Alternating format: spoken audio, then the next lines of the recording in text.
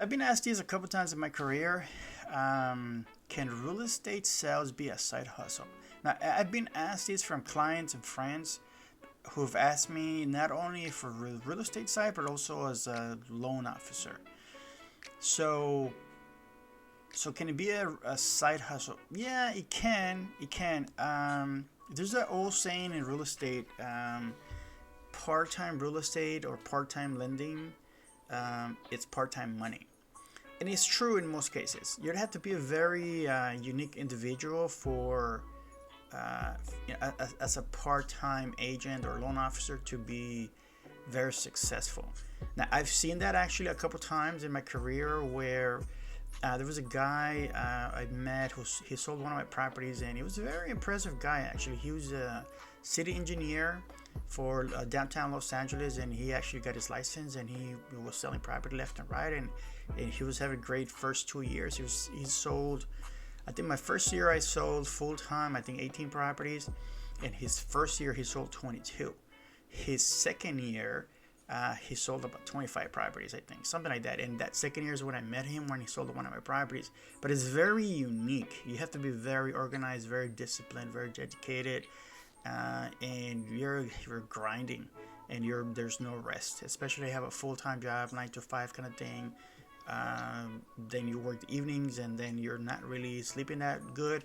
So yeah, if you are very dedicated, very disciplined, very organized, it's very possible. And then over time you transition. However, this gentleman didn't want to transition. He wanted to stay as a city engineer because of the benefits he's offered. But sometimes I think people are afraid to jump on board 100%, because when you jump on board 100%, you're 100% commission based. You don't have salary, you don't have benefits, you don't have any of that.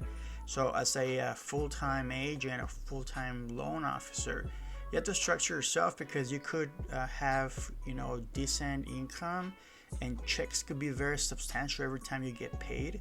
You could make in one transaction 10,000, 15,000, 20,000 and more. But keep in mind that nothing is being held back, nothing is being collected. So you'd have to, as a self-employed person, you'd have to save 30% for taxes. Then you have business expenses, probably another 20% overall, maybe give or take 20 to 30%.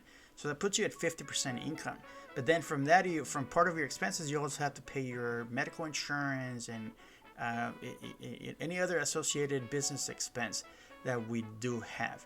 And so as long as you're organized and you're able to jump on board 100% and then keep generating, then you could structure yourself. But sometimes people they're not familiar with that yet, and they don't know, so they don't make the jump.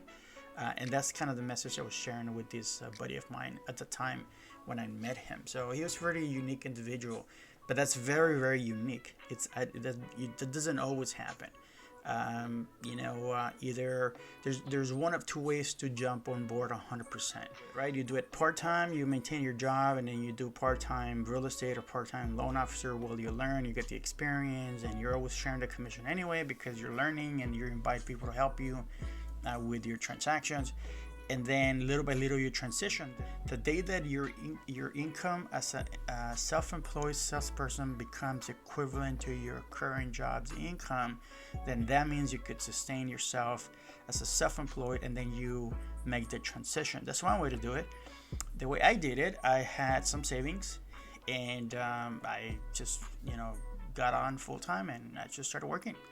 And you don't need a lot of savings, but I did spend a lot of money in my very first year because I didn't have a computer at the time. I only had a cell phone. I didn't have a computer. Then at that time we had to buy like a fax machine, and I had to buy a computer, a printer, ink and paper, and marketing material, and business cards, and for sell signs. And I went all out. I ordered 40 for sell signs, 40 open house signs, and I was spending like $4,000 or $5,000. I forget how much, something like that.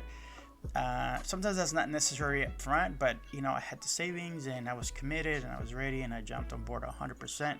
And luckily for me, I grinded and I worked, and I landed my first transaction within 2 months, and then it closed by the third month. So in my third month, I closed my first transaction. That was very significant. It was a lot of money for me, even back then, 18 years ago.